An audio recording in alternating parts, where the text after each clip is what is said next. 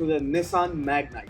Now you're probably wondering why this car again. We've seen this car on the channel, and yes, you are not wrong. The link to the video can be found on the top of your screen, where I have thoroughly explained everything about the Magnite, how it drives, how it looks, space on the front, space on the interior, all the tech, everything.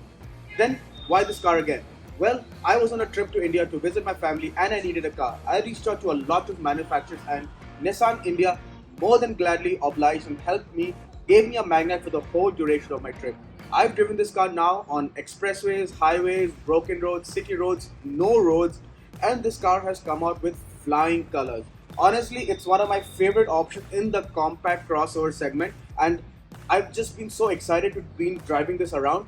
And now it's time for me to share more of my opinion on this car. Well, the Magnite. It's the only offering that Nissan and India has right now. It comes with the options of the turbo engine, the 1 liter turbo, or the 1 liter naturally aspirated. The car we have today is the turbo with the CVT, which is honestly my favorite combo for this car. The 1 liter now has an AMG option. It just got launched, I think, a few weeks back. I had the option of that, but personally, I really like the combination of the compact turbo with the CVT, with the compact dimensions. It means that this crossover drives really well, but more in the driving part. Otherwise, Nissan has been doing really well with this car, and this car has really rejuvenated and brought back Nissan India to make themselves a formidable company in the automotive space in India. I hope they can sustain and they launch more products. Now, let's see how this car drives. Now behind the wheel of the Nissan Magnite Turbo CVT, so let's get the numbers out of the way. This has a 1 liter turbo, actually 1 liter, 999cc 3-cylinder turbo, produces 98 horsepower, has an option of a CVT or a manual. The car we have today is the CVT, so let's get to the business. Slot it into drive and set off, and we instantly notice that the low end torque is so good. I know this is a turbo, it's supposed to have turbo lag, but the CVT works so well with this small little engine that you have so much low end poke that you never have to floor it to get off the line. In fact, in urban driving, this is one of the best combinations of engine and gearbox I have seen in a very long time. It just drives so well. You sit really high up and you have a very clear view of the hood, and again, overall it's just very comfortable. Taking tight U-turns is extremely easy because the turning radius is so tight. It's the perfect urban car if you ask me, notwithstanding the price. That's how good it is. It's so comfortable, it's so nice, so refined. Yes, the 3-cylinder engine is buzzy and you do feel vibrations here and there, especially when you floor it.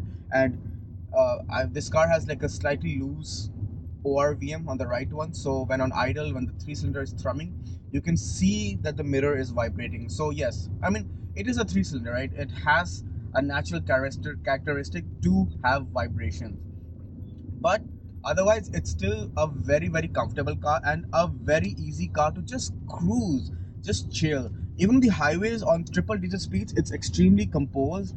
It does feel out of breath comparatively at about 120 130, but I don't condone such speeds, honestly, just for testing purposes. But yeah, it's very nice, very comfortable, and you just keep on driving. The only downside I'd say is that it's not the most fuel efficient car in its segment. uh, in city I've been averaging about 10.5 to 11 liters, but again, you do get way more in other cars in its segment. On the highway you can get about 15 and a half, 16 kilometers per liter, which is again still not the highest of its segment. What can I say? I mean, Nissan really knows how to make a car drive well, and this Magnite, even though being, I think, maybe the smallest car they ever sell anywhere in the world, still has a very accomplished driving characteristic, and that's something I truly appreciate about this little crossover. I hope Nissan keeps on bringing on, new cars to the market, because the Nissan brand has iconic cars. Let's be honest, and just selling one car is definitely not sufficient, not enough. So I sincerely hope they bring more cars.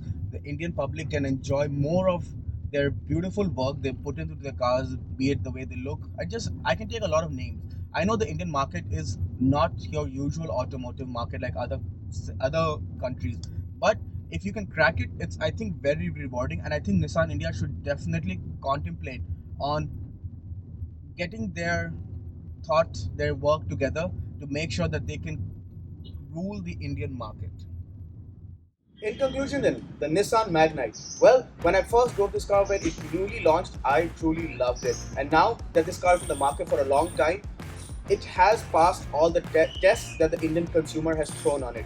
It still rides well, it still looks so good, it's still pretty decently spacious for its segment, and it's still also very value for money. At around 12.7 lakhs on road Delhi for this top of the line turbo CVT, I think it's still very much value for money compared to what the other offerings are in the market. I know prices of cars have shot up, but this car still is priced very competitively, and that's probably one of the main reasons why I would buy this car, because it does not feel like a compromise at any point whenever you're driving or just sitting in this car. Nissan has killed it. Now I just hope they bring some more products into the Indian market so that the consumers can truly experience what the brand is all about. I have experienced a lot of the great products in Canada, but I believe the Indian market is very much ready to experience more of the magic that Nissan creates.